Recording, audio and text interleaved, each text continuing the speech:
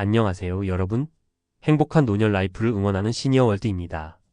여러분, 혹시 무시당했다고 느껴졌던 순간 지금도 마음속에 남아있지 않나요? 그때 아무 말도 못했던 나 자신이 너무 작게 느껴졌다면 오늘 이 이야기를 꼭 끝까지 들어주세요. 무시당했을 때 우리가 어떻게 행동해야 하는지 단 한 번도 배운 적 없는 감정 대처의 기술을 알려드리려 합니다. 무시당하면 우리 뇌는 공격을 받았다고 판단합니다. 심장이 빨라지고 얼굴이 화끈거리고 말문이 막히는 이유죠. 이건 결코 여러분이 약해서가 아닙니다. 뇌의 방어 시스템이 너무 열심히 여러분을 보호하고 있기 때문입니다. 하지만 문제는 이 뇌의 자동 반응이 우리의 자존감을 갉아먹는다는 점이에요. 그 순간부터 우리는 이렇게 속삭이게 되죠. 내가 틀렸나? 나 원래 별거 아니었나? 상대가 당신을 대놓고 깔보거나 말할 때 끼어들고 의견을 무시할 때 느껴지는 그 무력감. 그 기분 저도 압니다. 그리고 당신만 그런 게 아닙니다.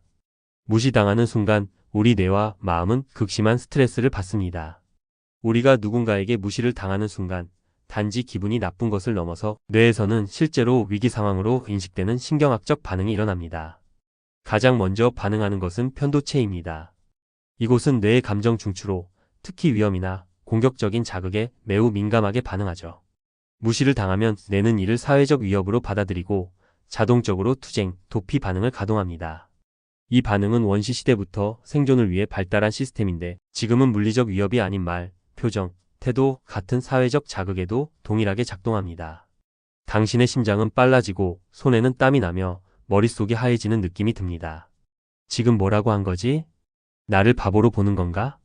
그냥 넘겨야 하나? 이런 생각들이 한꺼번에 몰려오며 혼란이 시작됩니다. 정서적으로도 무시를 당하면 자존감에 직접적인 타격을 입게 됩니다. 사람은 사회적 동물이기 때문에 타인에게 인정받고 존중받는 경험은 생존과 직결되는 기본 욕구입니다. 이 기본 욕구가 부정당할 때 우리는 상실감, 모멸감, 수치심, 분노 같은 복합 감정을 경험합니다. 특히 무시하는 사람이 가까운 사람일수록 그 상처는 더 깊습니다. 친구, 연인, 직장 동료, 가족 이런 관계에서의 무시는 단순한 불쾌함을 넘어서 내 존재 자체를 부정당한 것처럼 느껴지게 만듭니다. 무시당했을 때 가장 먼저 드는 생각은 이겁니다. 저 사람은 왜 나한테 저렇게 말할까?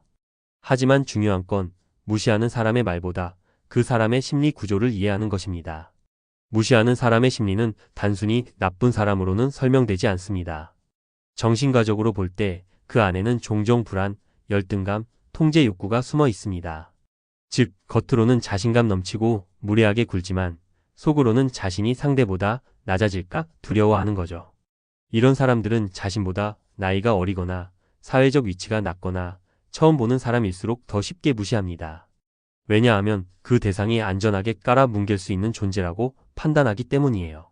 그러니까 무시당하는 게 당신의 능력 부족 때문이 아닙니다. 당신이 공격하기 쉬운 타겟으로 보였을 뿐입니다. 무시하는 태도는 종종 상대를 지배하려는 심리에서 나옵니다. 특히 직장, 가족 내 권위 구조에서 이런 경향이 두드러지죠. 예를 들어 상사가 그건 내가 몰라서 그래라고 말하거나 가족 중 누군가가 넌 그런 건 신경 쓰지 마라고 말하는 순간 그 말의 본질은 정보 제공이 아니라 서열 정리입니다. 무시에는 또 다른 패턴도 있습니다. 바로 습관화된 무시 또는 수동적 공격성입니다. 그런 생각도 할 줄 아네? 너 치고는 괜찮다. 이런 말들은 겉으론 칭찬 같지만 사실은 은근히 깎아내리는 말이죠. 이런 사람들은 대놓고 공격하지 않고 말의 틈 사이에 독을 숨겨 타인을 불편하게 만듭니다. 무시당한 그 순간 가장 먼저 하고 싶은 행동은 바로 따박따박 받아치기일 겁니다. 지금 뭐라고 하신 거예요?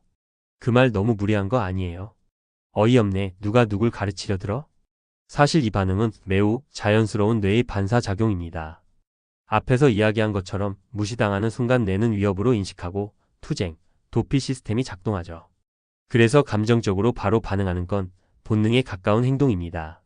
하지만 이 본능에 따라 움직이면 문제가 생깁니다. 그 순간 당신이 아무리 정당한 말을 해도 사람들은 이성적인 말보다 감정적인 태도를 먼저 보게 됩니다. 결국 당신은 예민하다. 왜 이렇게 공격적이지? 라는 프레임에 갇히게 되죠.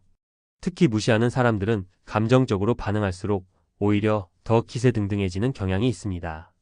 봐라, 결국 감정 조절도 못하는 사람이네. 이런 식으로 당신을 더 낮춰보는 빌미를 주게 되는 거죠. 더 위험한 건 감정적으로 반응한 뒤 자신에게 돌아오는 부작용입니다.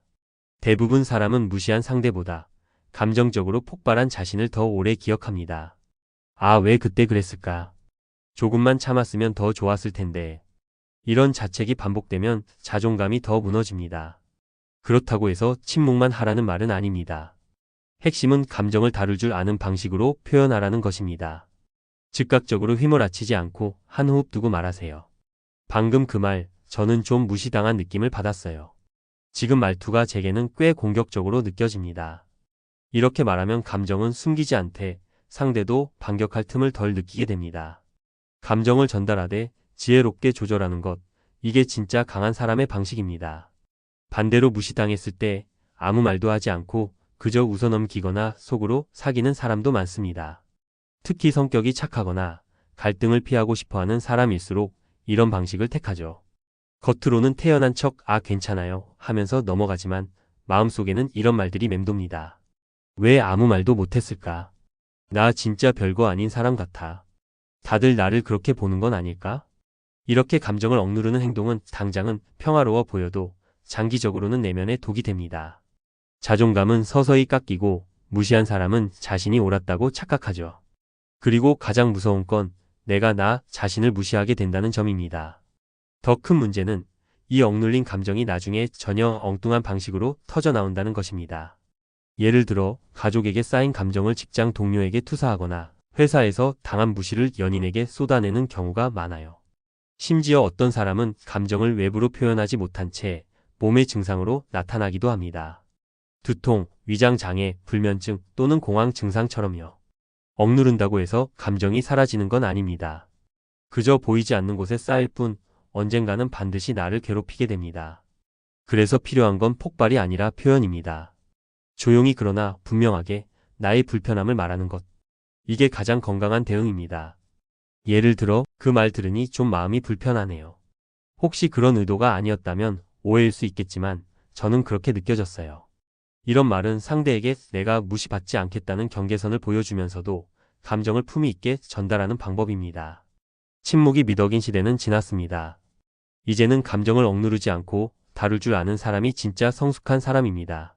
사람이 사람을 무시하는 이유 중 하나는 경계가 없어 보이기 때문입니다.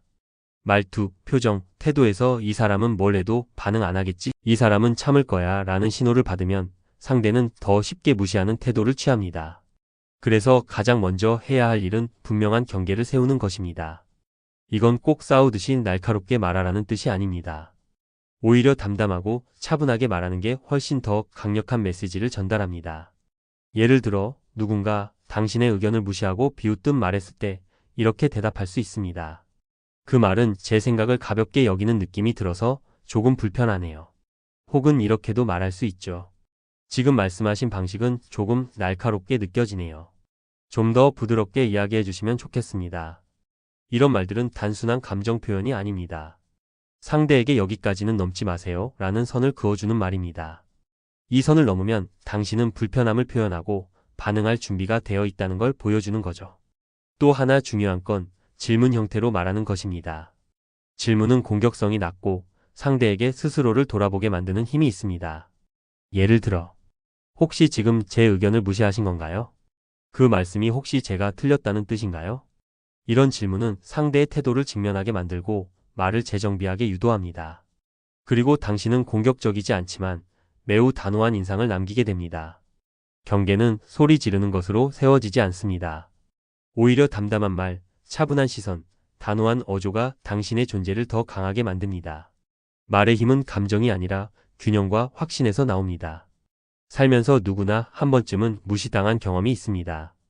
회의 시간에 말 끊긴 순간, 가족에게 대놓고 비교당했던 기억, 친구나 연인에게 넌 원래 그래라는 말을 들었을 때, 그런 순간들이 우리 마음에 남기는 건 단순한 불쾌감이 아닙니다. 나라는 사람의 가치가 정말 별거 아닐지도 모른다는 착각. 그리고 그 착각은 아주 조용히 그러나 깊게 우리 자존감을 갉아먹습니다. 하지만 여기서 꼭 기억해야 할 사실이 하나 있습니다. 당신의 가치는 그 어떤 외부의 평가나 태도로도 정해질 수 없습니다. 무시하는 사람은 단지 그 순간 자신의 시야에서 당신을 낮게 본 것뿐입니다. 그건 그 사람의 시야의 한계이지 당신의 존재의 크기가 아닙니다. 수많은 사람들을 만나며 가장 안타까웠던 건 진짜 괜찮은 사람이 타인의 말 한마디에 무너지는 모습을 볼 때였습니다. 그 사람은 무시받아야 할 사람이 아니라 자신의 가치를 잊어버린 사람이었거든요. 우리는 종종 무시하는 사람에게 인정받으려 애씁니다. 하지만 그런 인정은 오지 않을 뿐 아니라 설령 온다 해도 우리의 내면을 치유해주지 않습니다. 진짜 회복은 내가 나를 다시 인정할 때 시작됩니다. 여러분께 꼭 말해주고 싶어요. 당신은 그 무례한 말 한마디보다 훨씬 더 크고 단단한 존재입니다. 당신의 경험, 생각, 감정, 그 모든 것은 충분히 존중받을 자격이 있어요. 당신이 지금껏 걸어온 삶은 누군가의 비아냥으로 평가될 수 있는 가벼운 게 아닙니다. 그러니 다음에 누군가 당신을 무시하는 말을 할 때 이 말을 꼭 마음속에 떠올려 주세요. 나의 가치는 너의 태도로 정해지지 않아. 그리고 담담하게, 단호하게 당신의 경계를 말하세요. 당신은 싸우지 않아도 됩니다. 다만 당신 자신을 지킬 권리가 있다는 것만 잊지 않으면 돼요. 이 영상을 본 당신이 앞으로는 무시당해도 스스로를 무시하지 않는 사람이 되길 바랍니다. 그게 바로 진짜 자존감이고 삶을 바꾸는 첫 걸음이니까요. 오늘도 긴 영상 시청해 주셔서 감사드리고요. 저는 또 좋은 영상으로 여러분께 인사드리도록 하겠습니다. 오늘 하루도 마음 편하고 행복한 하루가 되시길 간절히 바라겠습니다. 구독과 좋아요 부탁드립니다. 감사합니다.